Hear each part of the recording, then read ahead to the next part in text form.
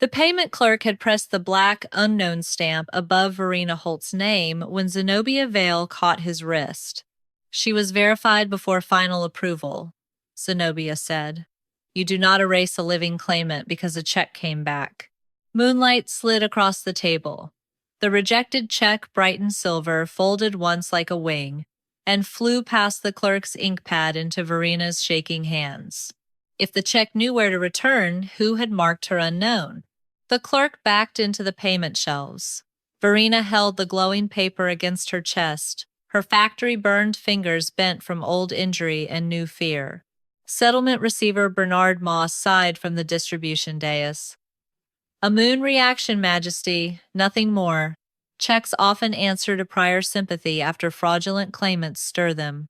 Wolf King Frederick Rane stood beside the sealed fund chest, black royal coat fastened with bronze gold clasps, hazel eyes ringed with pale gold under the window's light.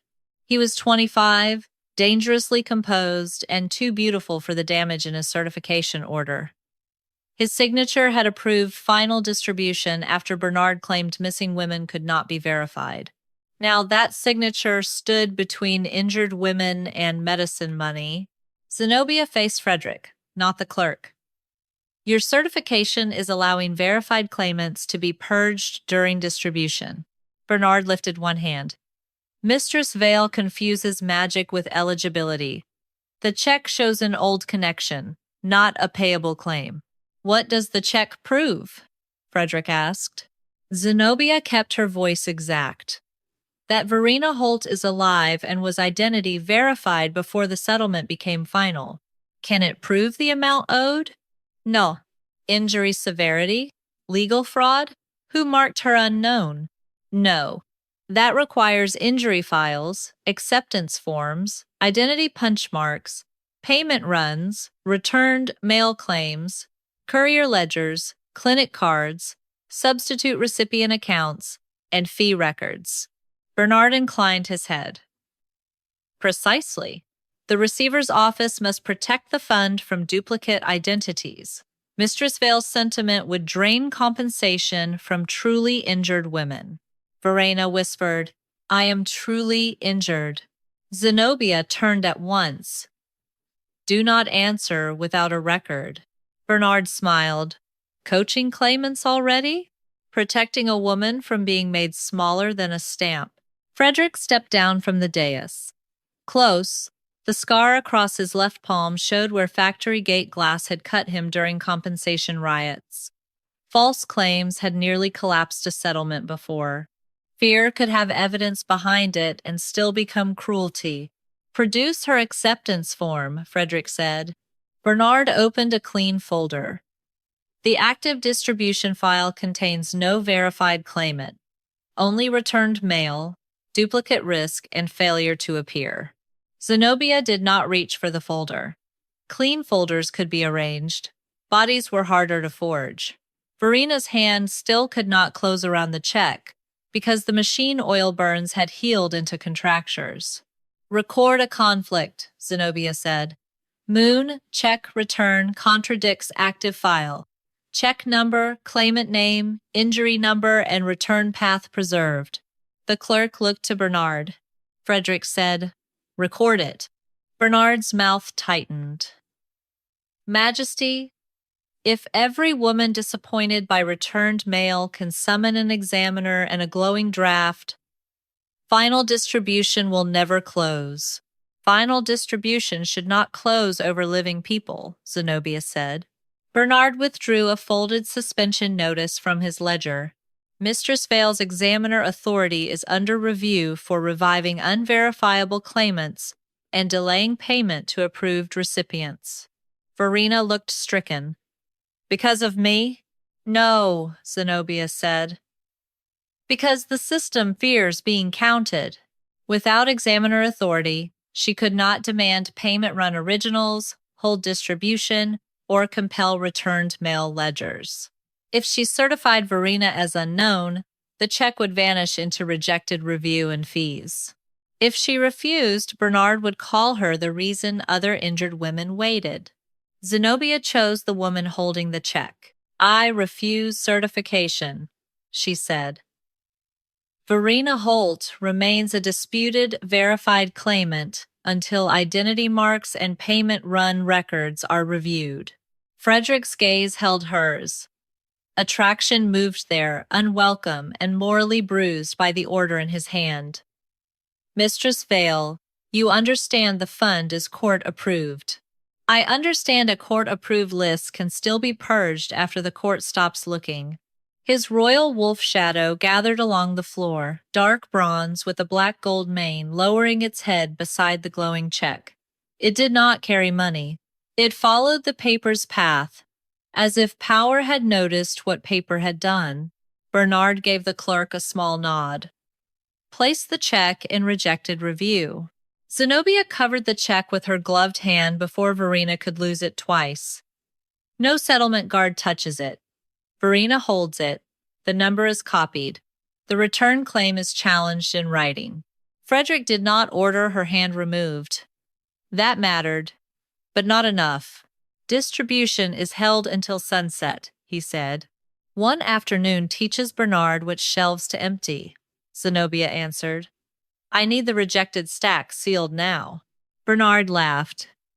She speaks as though she still holds office. No, Zenobia said.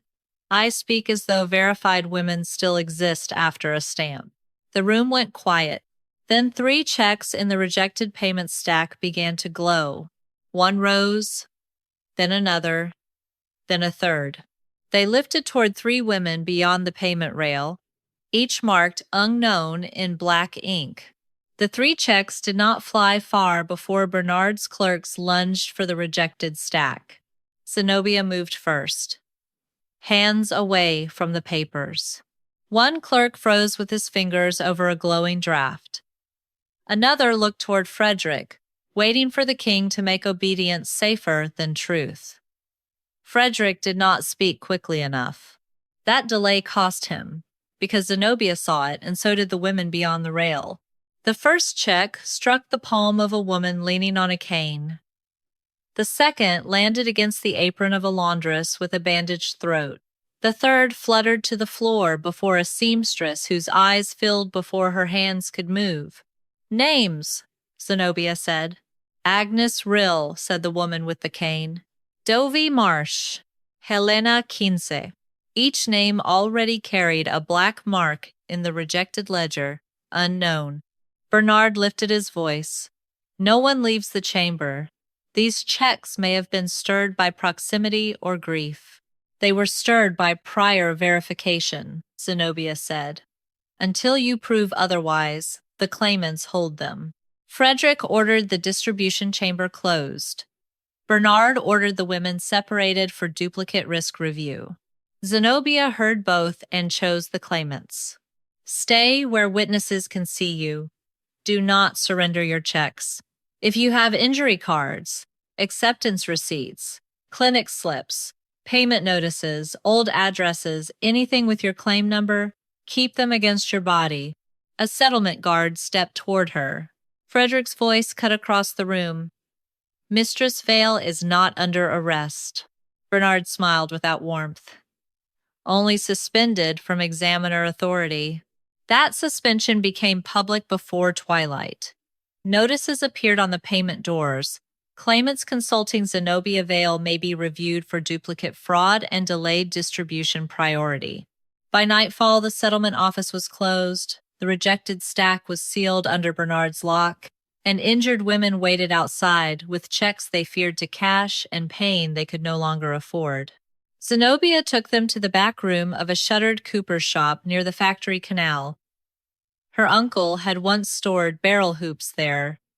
Now the long plank table became a claims office Bernard did not control. She did not gather the women like petitioners. She made lanes on wrapping paper, claimant name, injury number, acceptance date, identity punch, returned, mail code, clinic proof, payment, run gap. Magic gives us only the contradiction, she said. We prove the handling. Verena laid down a treatment card from West Bank Clinic. It showed her injury number, burn treatment schedule, and the same crooked V she used because 2 fingers could not close straight. Agnes Rill produced an acceptance receipt folded inside a medicine wrapper. Dovie Marsh had a brass identity token punched with 3 crescent holes. Helena brought a letter from the claims office promising payment after final approval. Zenobia checked each mark with her silver check punch charm, measuring hole spacing, registry pressure, and the small burr left by the official punch. "These are not invented women," she said. "These are verified claimants whose records were handled after verification." Verena watched her hands. "Can that restore the money?" "No. It can stop them from pretending you were never owed any." The door opened before midnight. Frederick Rane stood outside without guards, rain dark on his black coat, bronze gold clasp dull beneath the cooper's lamp. His hazel eyes found the checks first, then the women holding them, then Zenobia. Every claimant stiffened. Some hid their papers. Zenobia stepped between them and the king. "You may stand by the empty barrels," she said. Frederick accepted the place without argument. "Bernard says evidence collected outside distribution custody is contaminated." "Of course he does. He also says you are encouraging duplicate claims." "I am encouraging women to keep the papers your certified process says they do not have." A faint line appeared beside the scar in his left palm as his hand flexed. "Show me only what they choose to show, and I will not touch it. Not repair, not trust, but a change in behavior." Zenobia pointed to Verena's identity token. "Identity punch before final approval. Acceptance form received. Clinic card under same injury number." Yet the returned ledger called her unknown.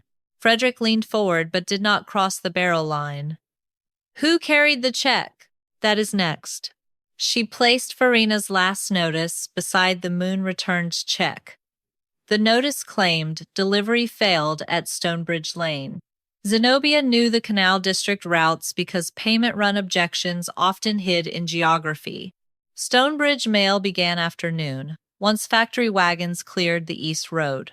The return stamp on Verena's check read 9th bell. Frederick saw her stop.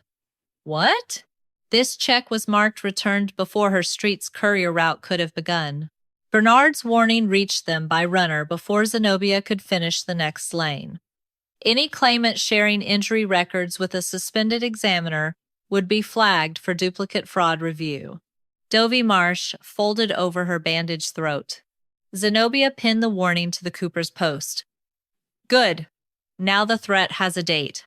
Verena touched the return stamp with one careful finger. "They sent my check back before anyone came to my door." Zenobia looked at the 9th bell mark again. Before the Stonebridge route even began, Frederick's summons came at first light on paper bearing the royal crescent, but Zenobia did not answer it alone. She arrived at the settlement review room with Verena Holt, Agnes Rill, Dovie Marsh, Helena Quince, and every claimant-held copy wrapped in oilcloth against the canal mist. The room was deliberately plain. One long table, 2 lamps, 1 barred window, no throne, no banners, no polished dais where injury could be made to kneel. Frederick stood when they entered. Bernard Moss remained seated, his clean ledgers stacked like marble slabs before him. "You asked for the returned before route contradiction," Zenobia said. "You will have it with witnesses." Frederick's eyes moved over the women's guarded faces. "I ordered a neutral room." "A neutral room still has a king in it." He took the rebuke without dressing it as courage. "Then set the terms." Zenobia laid her cream-gloved hands on the oilcloth bundle. "You may witness evidence. You may order access to records Bernard controls. You may protect claimants from intimidation. You may not take custody of their papers. Speak my conclusions before I do. Question an injured woman without her consent, or call cooperation forgiveness." Bernard's mouth thinned. "This is an inquiry." Not a private kingdom for Mistress Vale. It is a distribution review, Frederick said. Her terms are accepted. The words changed the room. Not enough to heal the harm, but enough to make Bernard's first move sharpen. He opened the top ledger. The receiver's office anticipated confusion. Here is the active payment run. Verena Holt. Returned mail. Duplicate risk. Agnes Rill. Address unknown. Dovey Marsh. Identity unconfirmed. Helena Quince. No appearance after notice. Zenobia did not touch the ledger. Show the route sheets. In due order. Bernard slid another folder toward Frederick.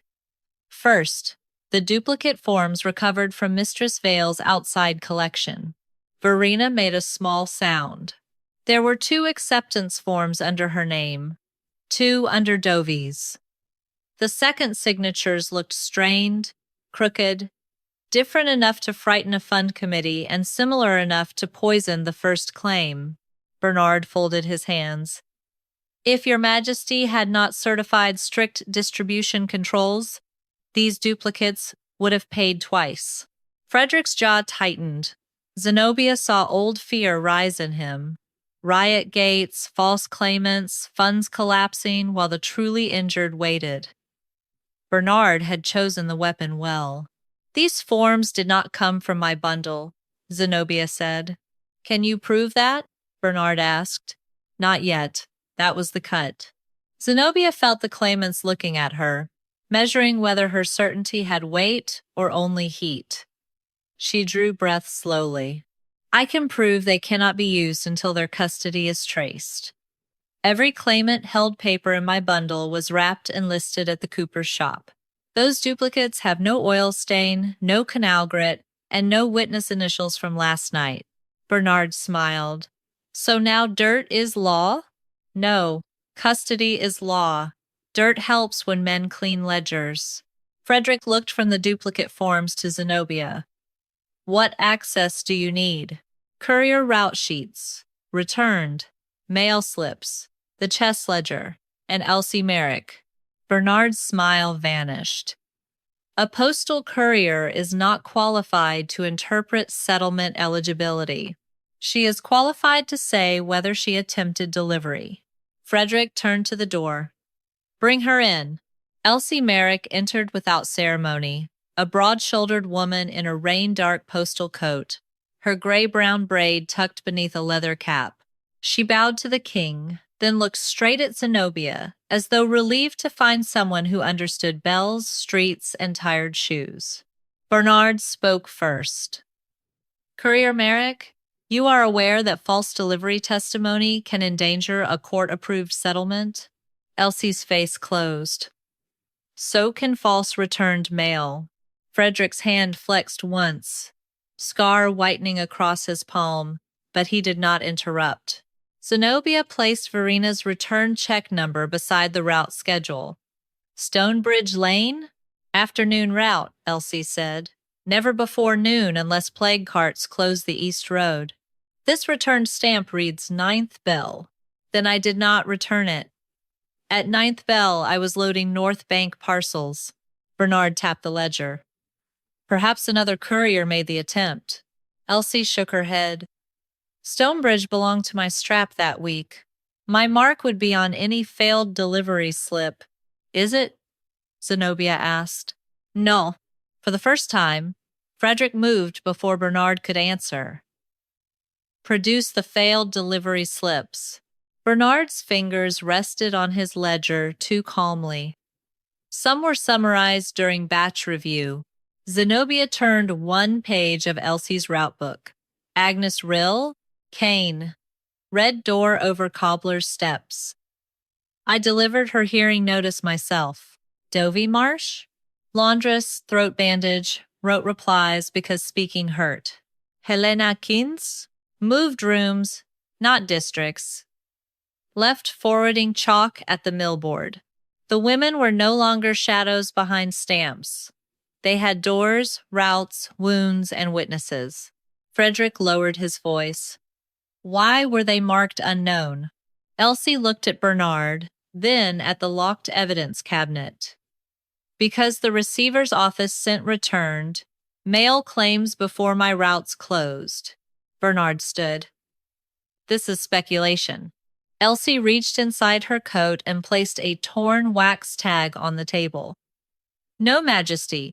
Several checks were recorded returned while still sealed inside the distribution courier chest. The torn wax tag turned the review room from hearing to crime scene. Zenobia did not let triumph touch her face. Bernard Moss was watching for heat, for haste, for the kind of righteous leap that could be called hysteria in a woman and fraud in a claimant. She only asked for paper. The chest ledger, she said. Courier sequence. Payment. Run release times. Fee schedule for rejected batches. Clinic treatment cards tied to the same injury numbers. Frederick ordered them produced. Bernard objected to each command in clean sentences. The chest ledger contained private distribution handling. The fee schedule was administrative, not evidentiary. Clinic cards proved treatment, not payable identity. Payment run originals were locked for fund safety. Fund safety has been used against the women the fund was built to pay, Frederick said. The words were useful. They were not yet repair. 3 clerks carried ledgers from the locked cabinet under Frederick's seal and Elsie Merrick's eye. Zenobia made them place each book on separate cloth, not in Bernard's preferred stack. She copied the torn wax number first, then the courier chest seal, then the return stamps. Verena and the others sat along the wall, checks in their laps, like dangerous birds. Zenobia began with what could not flatter her theory. A return check can be lawful if the address was wrong, the claimant died, the identity mark was incomplete, or the acceptance was withdrawn before final approval. Bernard nodded. Exactly. So we remove those first. She matched Verena's injury number to West Bank Clinic. Burn contracture treatment continued 2 weeks after Bernard's file marked her unknown. Agnes Rill's cane injury appeared under the same batch number at Street Ormond's charity clinic. Dovie Marsh's throat dressing was recorded by a physician who noted payment pending from the Rainhold product settlement. Helena Quince had a forwarding chalk mark witnessed at the mill board. Not one card proved Bernard's motive. Each one made absence harder to sell. Zenobia turned to the identity punches.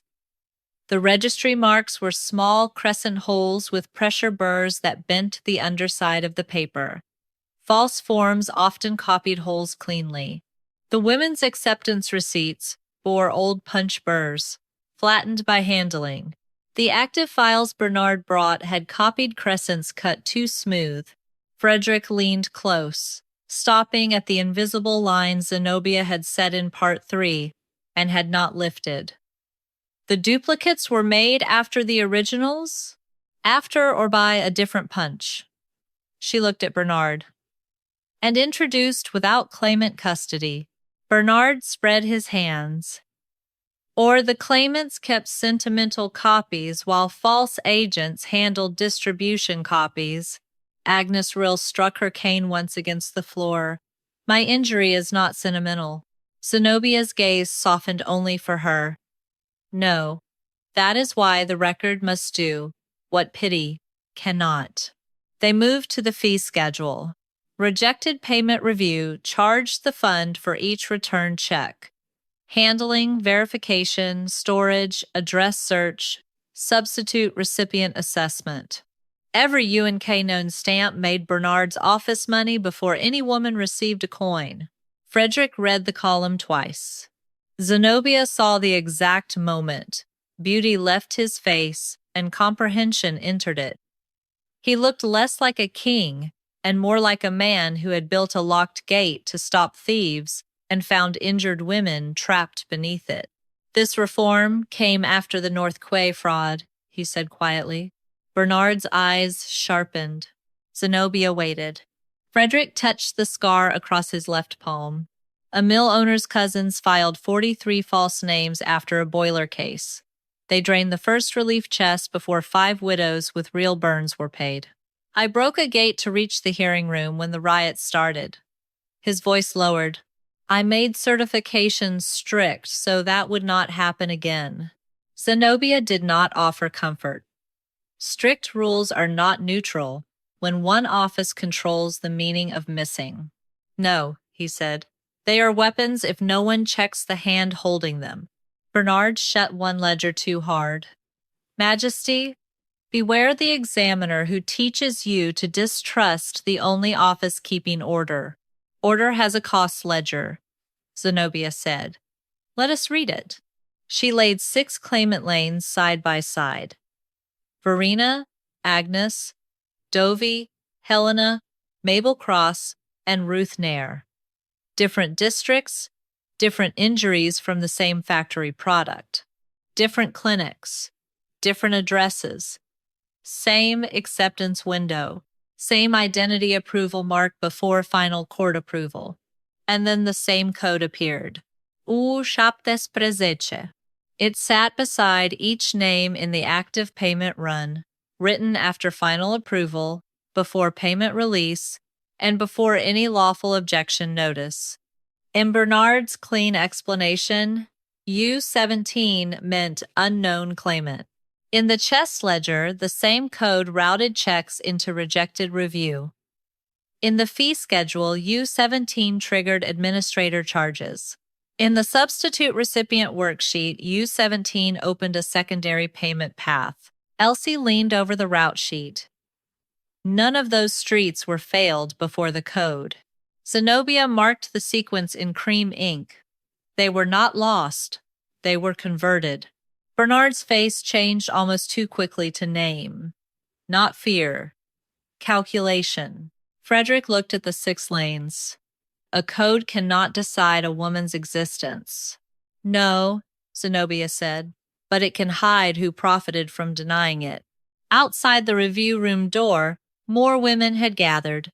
Their murmurs rose as word passed that the unknown code had been found. Zenobia turned the final page of the payment run. 6 more names carried U-17, all verified before final approval, all purged before payment release. By noon, U-17 had a sound outside the review room. It sounded like women reading their own erasure aloud. Unknown, Agnes Rill said, holding her cane upright as though the word might strike her. Returned. Duplicate risk. No appearance. Each phrase came from a payment notice, and each notice carried a date after final approval. Zenobia stood at the door and took them one at a time, not as petitions but as evidence. She recorded the paper source, the injury number, the clinic, the acceptance mark, and the person who had seen the woman alive after Bernard's office called her missing.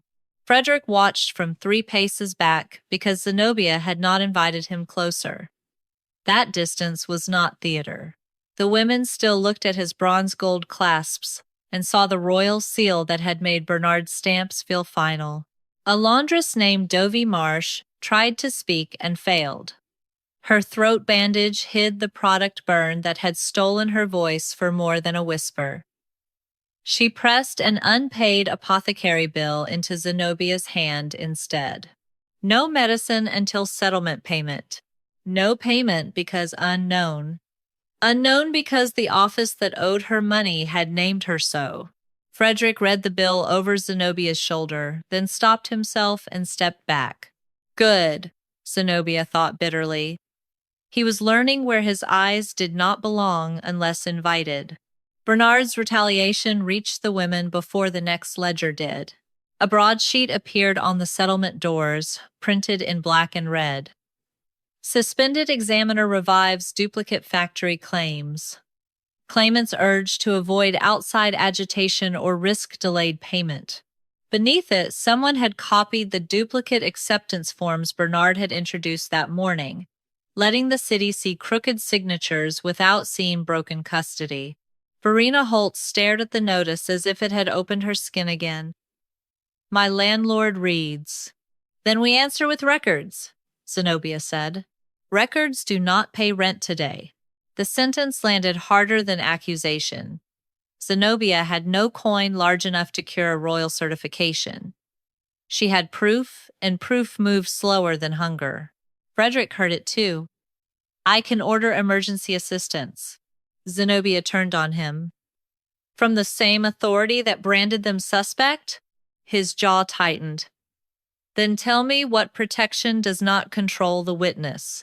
It was the right question, which did not make the old harm smaller. No guards around claimants, she said.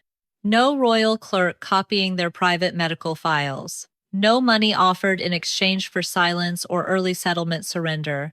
No interviews without counsel or my recorded notice of rights. If emergency assistance is needed, it goes through the clinics as medical credit, not through Bernard's office and not through your household.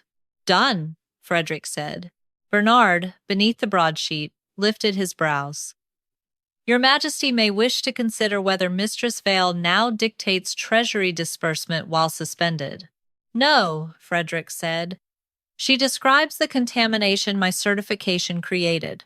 The admission drew a murmur, but not trust. Zenobia saw Verena hear it and still clutch her check with both damaged hands. By late afternoon, West Bank Clinic sent a physician's boy with a box of witness cards. Each card showed continuing treatment under settlement injury numbers after the corresponding claimant had been marked unknown. Dovie's dressing changes, Agnes's cane fittings, Helena's lung drafts, Mabel Cross's blistered hands. Zenobia spread the cards beside the U-17 lanes. This was not merely money. Bernard's purge had cut medical addenda away from active files, turning treatment into personal debt. Then the new packet arrived from Bernard's office. It came under royal seal, which made Frederick go very still. I did not order that, he said. Zenobia cut the string but did not touch the contents with bare gloves. Inside lay 6 acceptance forms, each appearing to duplicate a woman now standing in the corridor. This time, the false signatures were better. The identity punches were roughened on the underside. Canal grit had even been rubbed into the folds. Bernard approached as though sorrow burdened him. I regret to show your Majesty what Mistress Vale's methods invite. Zenobia's stomach went cold. The first planted forms had been crude enough to challenge. These were made after someone heard her explain why the others failed. A trap learning from her mouth. Frederick stepped toward the packet. Zenobia's hand snapped up between him and the table. Do not touch it. He stopped. Everyone saw him stop. She hated that the obedience helped and hated that she needed it. Record chain challenge, she said. New packet, alleged royal seal, no request number spoken, no courier witness named, contents improved after today's custody objections. Bernard smiled. Improved or genuine? Frederick looked at Zenobia, not Bernard. What do you need? For one dangerous breath, she wanted to say your power without your mistake. She wanted the doors opened, ledgers seized, women paid, all without the stain of his first signature shadowing every order. Instead, she answered as examiner, because claimants were waiting. Independent counsel for every woman named in a duplicate packet. Clinic credit by injury number, public notice that speaker that is speaking with me will not delay payment priority. And the final fund closure stopped. Bernard's expression sharpened. Stopped? Impossible. 3 rejected payment batches convert to administrator review fees at dawn under court schedule. He held out a notice Zenobia had not seen before. Final closure of unresolved returned claims. Dawn bell. Batches U17A, U17B, U17C. Verena whispered, That is us. Zenobia read the amount beside each batch and felt the room close. At dawn, the women would not simply remain unpaid. Their missing money would become the office's fee. Dawn bell had not rung when Bernard Moss emptied the rejected payment shelves. Zenobia reached the settlement office with clinic witnesses, courier tags, and Verena's moon return check wrapped against her heart. The corridor should have held women waiting for public review. Instead, settlement guards blocked the doors, and clerks carried 3 iron cash boxes toward the fee room. U17A, B, and C are under administrator conversion, Bernard announced from the stair. Suspended examiners are not permitted beyond this point. Verena made a wounded sound. That is my batch. Zenobia stepped toward the guards. Those claims are disputed. Bernard displayed Frederick's certification copy. Final distribution permits unresolved returned claims to proceed to fee review at dawn. The bell has not rung because the receiver's office runs by court clock, not street bells. Frederick arrived behind them without ceremonial escort. Coat unfastened, face stripped of sleep and softness. Open the doors. Bernard bowed. Majesty, if you interfere with scheduled closure because a suspended examiner prefers spectacle, every certified settlement under your reform becomes unstable. The schedule is contested, Frederick said. The court order is not. One clerk vanished through the fee room door with the first cash box. Serious loss did not always roar. Sometimes it clicked shut behind iron. Zenobia felt it in Verena's hand, tightening on her sleeve. One batch had crossed before witness record, before counsel, before full public test. Bernard had forced harm into the books. Frederick looked at Zenobia. For once, he did not ask to seize, command, or reassure. What can be stopped without touching your proof? Remove your guards from evidence custody, she said. Put the corridor under public witness. Order the court clock read aloud. Seal the fee room from further conversion, not from review. And write that your certification allowed disputed, verified women to be treated as unresolved, returned claims without independent review. His eyes flared gold, but the anger did not aim at her. Scribe. A royal scribe ran forward. Frederick dictated exactly what Zenobia had said, adding his own name, title, and responsibility. The words entered ink before the women who had been marked unknown. Bernard's smile thinned. Admirable theater. Payment run originals are secured off-site for fund safety. Zenobia had expected locks. She had not expected emptiness.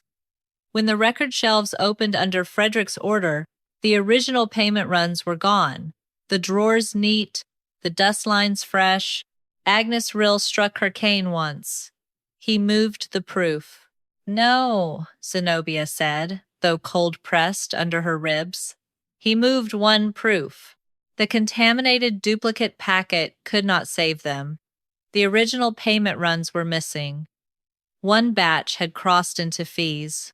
If she fought on Bernard's floor with Bernard's files, he would keep teaching the evidence to lie. So she abandoned the packet. Bring the checks to Moonlight, she said. Bring claimant, held notices, clinic cards, courier tags, fee schedules, substitute worksheets, and every woman who chooses public witness. Bernard laughed. You intend to try paper magic against distribution law? I intend to show what law tried to bury. The courtyard behind the settlement hall had a pale winter moon still visible above the roofline. Women gathered in a half circle. Verena, Agnes, Dovie, Helena, Mabel, Ruth, and others whose names Zenobia had only begun to write. No guard stood among them. Frederick placed himself at the far arch, between Bernard's clerks and the claimants, near enough to prevent interruption, far enough not to own the testimony. His royal wolf shadow stretched across the stones, dark bronze with black gold mane lowered. It followed the checks, not the king's pride. Zenobia placed the final claimant list on a plain table. Beside it went the rejected checks that women still held. The torn wax tag, Elsie Merrick's root book, clinic witness cards, and the fee notice showing U17A converted at dawn. Moon checks do not prove who purged a name, Zenobia told the watching crowd. They do not prove amount, injury, severity, or motive. They reveal one narrow thing. A living claimant was identity, verified before final approval and later marked unknown, unverified, or returned. She set Verena's check against the list. Silver light ran through the paper. It lifted, circled once, and struck Verena's palm with a chime. A murmur moved through the courtyard. Agnes's check followed, then Dovy's, then Helena's. Each flew to the woman Bernard's list denied. Dovy sobbed without sound, the glowing draft pressed beneath her bandaged throat.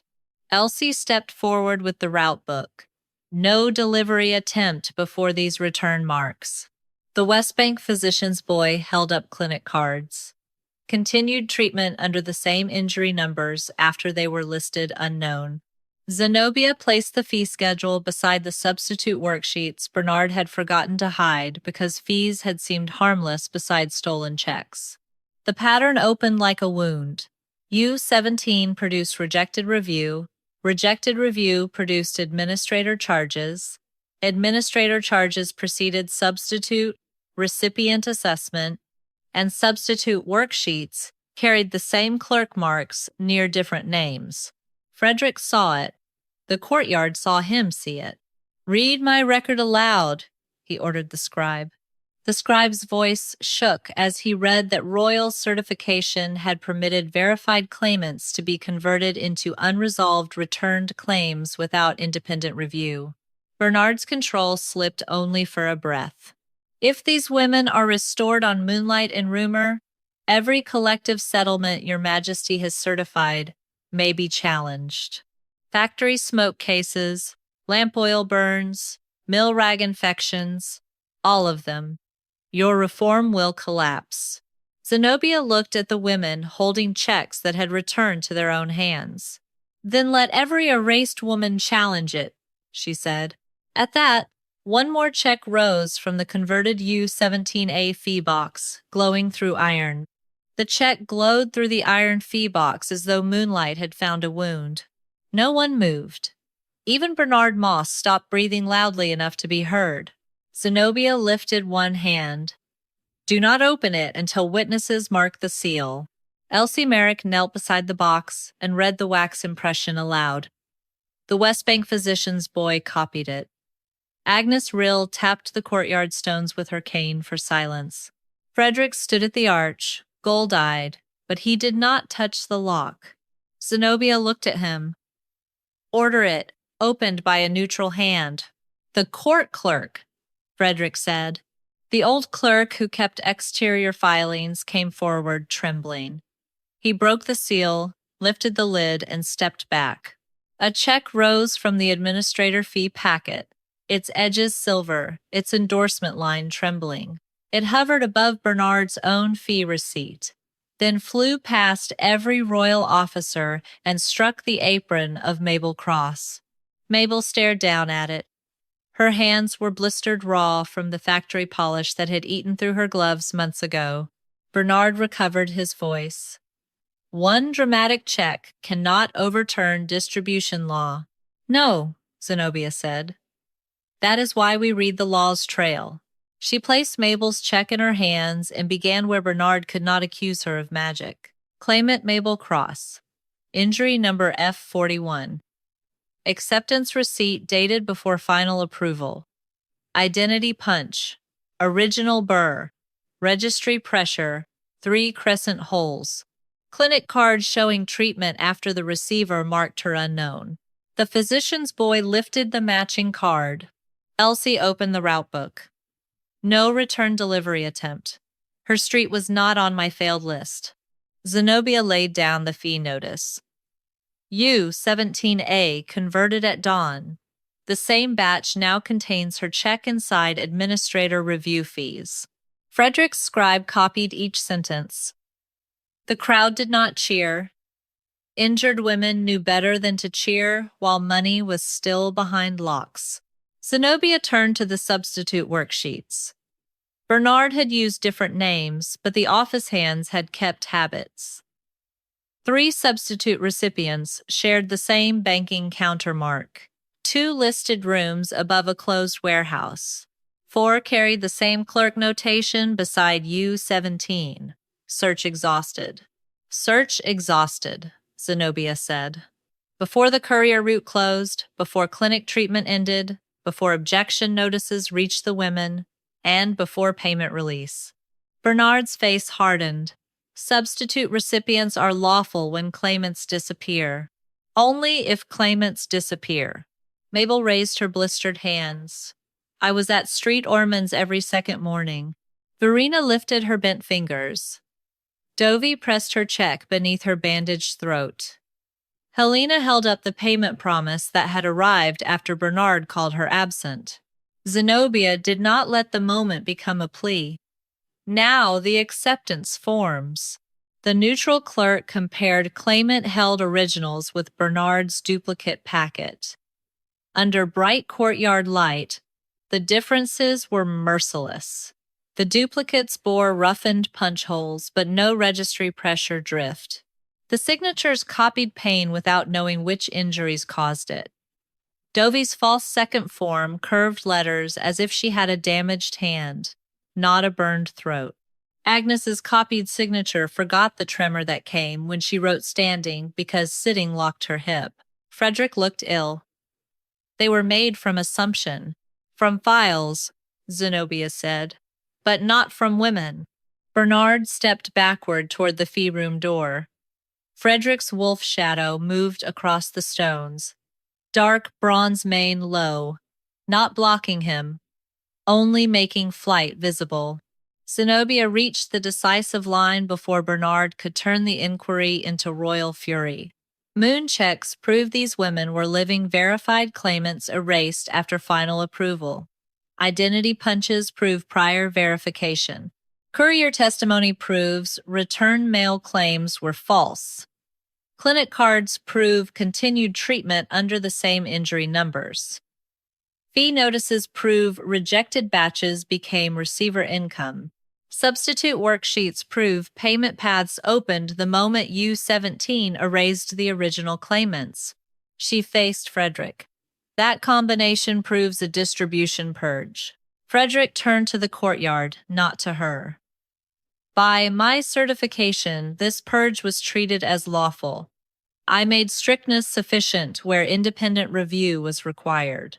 I accepted the receiver's claim that missing meant unverifiable, and women standing before me were denied money, medicine, rent, and name. Bernard snapped, Majesty, do not hand every factory claimant a weapon against the crown. Frederick's voice dropped. The crown became the weapon. The sentence broke the institution before it broke Bernard. Settlement guards stepped away from the fee room door. Clerks who had watched in silence began naming drawers, copies, schedules, hidden route summaries. One young ledger boy pointed to the warehouse address on 3 substitute accounts and said Bernard's nephew collected there each Friday. Bernard raised both hands. An office nephew can receive lawful agency funds. Not while original verified claimants are marked unknown, Zenobia said. Frederick ordered Bernard Moss removed from settlement custody, his accounts frozen, his ledgers seized under neutral witness, and every U17 batch suspended. He also ordered no claimant be paid from Bernard's office before independent counsel explained her choices. That mattered. Payment without choice could become another theft. Then came the cost. Frederick took off the bronze gold seal chain that marked Royal Certification Authority and laid it on the plain table beside the moon checks. The courtyard saw their king remove power from himself before giving orders about anyone else's money. Effective now, he said. Rane settlement distributions certified under my reform are subject to audit, beginning with my own orders. Restored claimants receive principal, interest, and medical cost review from Royal Reserve if recovered funds are delayed. Distribution custody transfers to an independent trust. Mabel began to cry. She pressed the check to her blistered palms as if paper could be warm. Zenobia felt relief only halfway. The women were not yet paid, medical debts were not yet cleared, substitute accounts had not yet returned coin.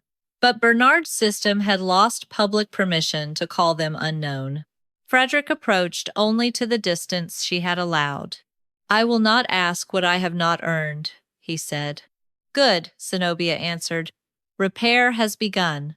His eyes lowered, accepting both judgment and boundary. "But courtship is not a remedy," she said.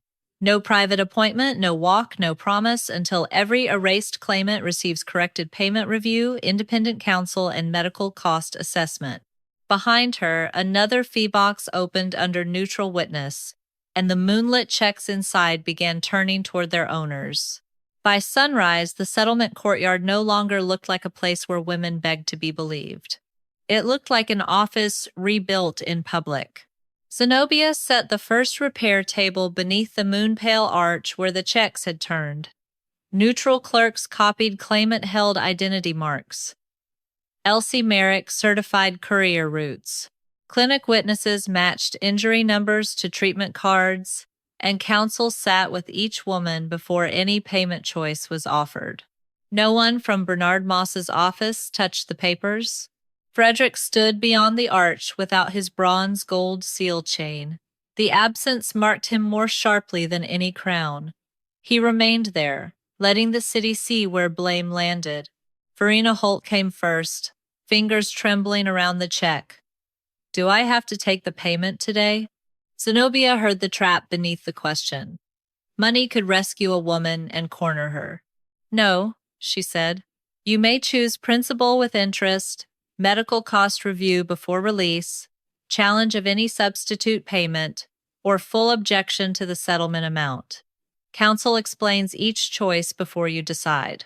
No receiver, clerk, landlord, husband, son, or factory agent answers for you." Verena looked at the clinic card showing her burn treatments.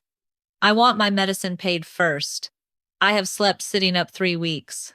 Zenobia recorded it. Not as pity, as instruction. Agnes Rill chose rent relief and later medical assessment. Dovie Marsh, writing because her throat still would not bear speech, chose treatment review and asked that the false duplicate form remain as evidence of injury to her name. Helena Quince challenged the substitute recipient who had taken her payment while she had forwarding chalk on the millboard. One by one, women became harder to steal from. The independent trust opened before noon. Its first rules were written where claimants could hear them: no rejected payment fee before independent review, no substitute recipient without claimant search certified by courier and clinic, no identity copy accepted without original punch comparison, no final closure while a mooncheck contradiction or human objection remained unresolved. The moonchecks were not enthroned as judges. Zenobia made that plain in every notice. A check could reveal a living, verified woman had been marked unknown after final approval. It could not decide amount, motive, injury severity, substitute guilt, or settlement fairness. Human records, witnesses, and claimant choice had to finish what silver paper began. Frederick signed the limits himself. He also signed harsher things. Principal restored from Royal Reserve while frozen accounts were recovered, interest from the wrongful purge date, medical costs paid through clinics, U-17 administrator fees suspended, substitute accounts disclosed, and every settlement under his strict reform audited by examiners not chosen by the Crown. When he handed the order back, his left palm scar crossed the bottom seal. "Will this be entered under my name?" Zenobia met his eyes. "It must be." "Good." There was no performance in the word, only acceptance, and the tiredness of a man learning repair was not a speech but a bill that kept arriving. Bernard's ledgers were opened, his accounts were frozen. His nephew's warehouse rooms were searched under neutral witness. Clerks who had hidden behind his polish now spoke carefully. The system had not been one man's charm. It had been desks, codes, habits, fees, obedience, and a king's signature, trusting the wrong pressure point. By dusk, Verena's clinic credit was approved. Dovie's medical review had begun. Mabel Cross received a dressing order for her blistered hands and chose to challenge the substitute account before accepting release. Agnes held rent relief in a voucher she could spend without surrendering her injury claim. Zenobia's suspension notice was torn in half and filed as evidence, not burned. She wanted systems that remembered their shame. Only after the first list of corrected appointments closed did Frederick send a request through her restored office. One professional appointment. Recorded. No private carriage, no royal garden. He had not asked to be absolved. He had asked to report compliance and receive further instruction. She granted 15 minutes. Frederick entered without seal chain, guards, or apology polished into romance. The trust has authority over the fund, he said. Royal Reserve has paid the first medical credits. My certified settlements are open to audit. If you find more erased women, they are restored before my reputation is defended. Zenobia set down her pen. That is the beginning of a lawful answer. And a personal one? He asked, quietly enough that it did not reach the clerks outside. She looked at the man who had once made strictness a weapon and was now paying to blunt it. Desire was there, complicated and adult, but it did not outrank the women whose checks had found their hands. One walk, she said. Not tonight. When the corrected payment list reaches every woman in the first purge. At my pace, at my distance. No promise beyond that. Frederick bowed. At your choice. Outside, Verena laughed when her clinic receipt chimed against the moon return check. Across the courtyard, silver papers rested in women's own hands, no longer flying, no longer pleading, no longer marked unknown.